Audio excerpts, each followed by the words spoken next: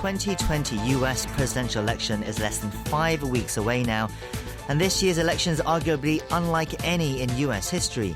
It's taking place amid a pandemic which has thrown many aspects of the race into uncertainty, including the unprecedented number of Americans voting by mail. Reports say that over 1 million people have already mailed in their vote, but it's unclear what this means for the race. Currently, the Democratic Party nominee, former Vice President Joe Biden, is leading President Donald Trump in the polls. To get some analysis on the election, as well as assess what the results could mean for South Korea's relationship with the US, we have joining us in the studio today Dr. Joon Hyung, Chancellor of the Korea National Diplomatic Academy. It's great to have you back on the show, Dr. Kim. Thank you very much for having me, and good to be back. Thank you. Let's go straight into the deep end. Dr. Kim, who do you think will win the US presidential race? Always is a hard question to answer. Actually, experts like me had a big traumatic experience in 2016. Everybody's got wrong. So it's very, I need to be more careful. But if it happened today, then maybe Biden have more chance, I think. So you're saying there's still room for a lot of things to change then in the next 5 weeks? Yeah, because it's kind of messy. It's other elections too, but more likely so here in America. Actually, every day is new issues coming up, and even though COVID, we've been suffering, but every morning different issue comes up and some kind of conflict between high official and Trump and the CDC and things like that, and the debate too. So you're saying if the elections were held today, you think Biden would win. Then what would it take for the next 5 weeks for Trump to turn things around, to win a re-election? What are the main challenges that face him now? Because he's an incumbent president, incumbent position holder, so already, challenges have been there. And, major three big issues for this election for Trump is, of course, COVID-19. And the COVID caused economic depression and the racial issues. These three. It's an ongoing debate or an ongoing challenge, but somehow he has to give some comfort or at least a problem solver image. That is the key for him, but it's not going to be easy. For Trump, there have been various scandals and revelations in recent weeks, from the New York Times report on his taxes to the Bob Woodward book revealing that he knew the severity of COVID-19 and that he hid the truth from the public. How much do you think these sorts of incidents hurt his chances? I think it does affect, at least, I don't think, but because of that, people are completely changing from Trump to Biden or something like that. Already, so divisive. Already, they're loyal supporter for Trump. So, his strong point is, he kind of lowered the bar for himself. That's his strong point. So, right. Paying $750 tax. It's just one scandal out of so many that we've had over the last 4 years. Where do you think his base comes from, Trump? Why is his base so strong, where right now we have such divisive politics, where no matter what Trump does, he has that a solid foundational base? 2016, that's the election year. At the time, the keyword that Oxford Dictionary Company picked for the 2016, it was post-truth. That means sometimes, fake is more important than fact, or, truth is not important as opinion. So people are very kind of insecure, unstable, so easily you can stir, instigate. I think he's a good instigator. And, white American, or we call it Rust Belt, or Christians, they are kind of cheerful that they're tired of being, deceived by so-called progressives. I think that kind of attitude, kind of going another direction, extreme. So that's why I think he has a lot of loyal supporters. What about Biden then? What obstacles remain for him to reach the White House over the next 5 weeks? And essentially, what could go wrong? Actually, he is not considered a charismatic leader or heroic leader. Even he called like Sleepy Joe or Creepy Joe and things like that. Almost like making fun of him. But on the other hand, he's kind of is called healer in chief because he had so many family tragic experience because Sure, of course. First wife died, and 2 sons died. One daughter died and the son died. And he overcame, and he didn't have like Hillary Clinton or Obama's, we call the cocktail left. We call Gangnam Japa in Korea. It's the same as Gangnam Japa. But in America, actually, it's called cocktail left. They are kind of elite and they're top, echelon. But they act like they're on the side of a lower class. But this Biden has that, genuine or really honest and like a naval people. So I think it definitely has a strong point in there. In 2016, as you said, we all expected Hillary Clinton to win. Most people did anyway. She actually led in the polls and won nearly 3 million more votes than Donald Trump in the popular vote. Right. But still, she lost to Trump as Trump won the Electoral College. Do you think there's a chance that we could see a repeat of that? Yeah, many people said it's almost a miracle that even the Trump, like as you said, 3 million vote behind, but because of the electoral college system, he, finally won the electoral number. Maybe people say that that miracle can be repeated. Because, and even 4 million, that's still possible. Okay, go ahead. Because even now, as you said, if there was to be a popular vote, I think many experts would agree that Biden would win by a huge mile as well. But it's the Electoral College which is important. Yeah, because California and New York is a main supporter. Those are the really condensed population live there. So there are big poll difference, but Republican voters are spread out. So more likely the better advantage there. And another thing is, the trend in terms of a poll in a survey, almost identical now as with the 2016. So that's why some people said it can be repeated. But one thing different. At the time, nobody really considered this shy Trump factor. Right. At the time, they never knew about this. But now, people are kind of coming out. A lot of shy Trump came out. Right. And, they expressed their support. And actually, the researchers on a surveyor consider this factor into poll. So they put the weight on that factor. So that means still the lead is the same. If the lead is the same like 2016, that means Biden had more chance than Hillary. Right. They've taken out the shy Trump supporter uncertainty out of the equation, possibly. Because we're also now in the COVID-19 pandemic situation, there's a further added factor to these elections, and that's the unprecedented number of voters that are expected to vote by mail. What impact do you think that could have on the election? That's the crucial point. That's really I'm worried about, and many experts in America worry about this can be a messy election result, and then there is a big possibility that President Trump will not accept the result if he loses. He said the only chance the Biden wins is rigged elections. So he said that, and the mail-in voting, so they have to wait maybe until 1 week or 2 weeks. If it is tight race and tight election result, then there can be a problem. Right, Trump has railed repeatedly against the mail-in voting system, saying that it is vulnerable to fraud.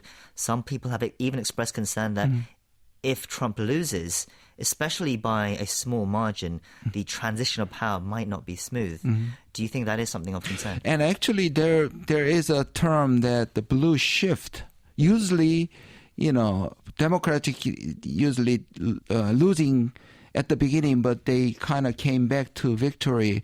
It's called the blue shift and the red mirage. Usually, very aggressive voter or their supporters are tended to vote early and on site. And this COVID issues, this actually deepens because Republican voters are they saying this is like a COVID versus freedom. So they not afraid of COVID. So they definitely higher chance to go to the on-site vote. And the Democratic supporters have a more tendency to do mail-in voting. So that's why. There are also concerns that the U.S. election authorities, as well as the Postal Service, won't be able to deal with the huge number of mail-in voting, leading to a delay in the results and the counting being announced. What do you make of those concerns? Yeah, that can be a problem. So if for example, on the election date, if Biden leads the landslide, then that won't have a problem. But the problem is the most problematic scenario is if Trump wins on that day, but kind of reversed when you count on the mail-in vote, then that cannot be accepted by President Trump. Let's shift gears now and look closer to home. Trump or Biden, who's better for relations between the United States and South Korea? I think there's a plus and minus on both candidates, but shared opinion by experts is like this. For alliance, our ROK-US alliance, maybe Biden is better for us. But North Korea issue, because he did a lot of eventual historic things. So, and the second term is legacy making. Usually, we call the legacy making years. And a couple of weeks ago, the Kushner talked about if Trump is re-elected, he's going to do something big with North Korea. So North Korean nuclear issue, maybe Trump may be better. This is kind of most experts agree on. Most experts, but would you agree that as well? Not really, yes, but not really. Actually, as I said, I think both has a plus and minus point.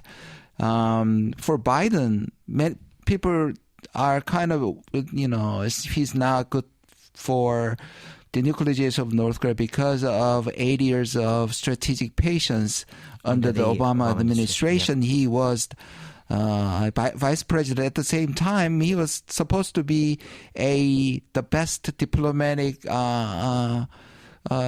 expert in that. So people assume that he did affect a lot of U.S. North Korean policy at the time. So many people said if he is elected, it's going to be third term of Obama administration. And another reason, because he always criticized what Trump done with North Korea. He, argued that Trump didn't get anything, just by events. So he's going, we know that, Trump, when he came to the office, he said it's called ABO, anything but Obama. And if, Biden is elected, he will go for like anything but Trump. Then North Korean approach can be reversed. That means he's waiting and he's holding this sanction system and human rights pressure and things like this. So North Korea would not like it, and North Korea can provoke. So, and then U.S.-North Korean relation get worse. Right, because for the Biden administration, as you said, many people are concerned that they'll go back to the Obama administration's policy of strategic patience with North Korea.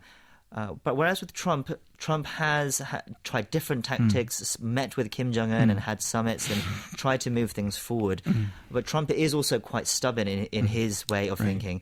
Do you think Biden might be more malleable if he were to come to the White House now, if he were to take that position? Do you think perhaps the situation with North Korea has changed from the Obama years?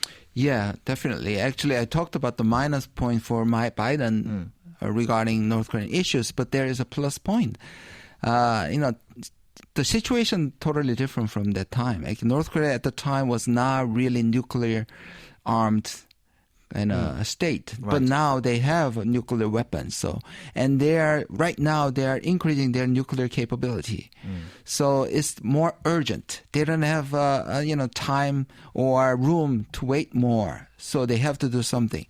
Another word is, at the time he was like a supporting cast, but right now he's the main cast, casting. And at the same time, I heard many, experts in the Biden camps, they started to talk about this more realistic approach to denuclearize North Korea, which is step by step.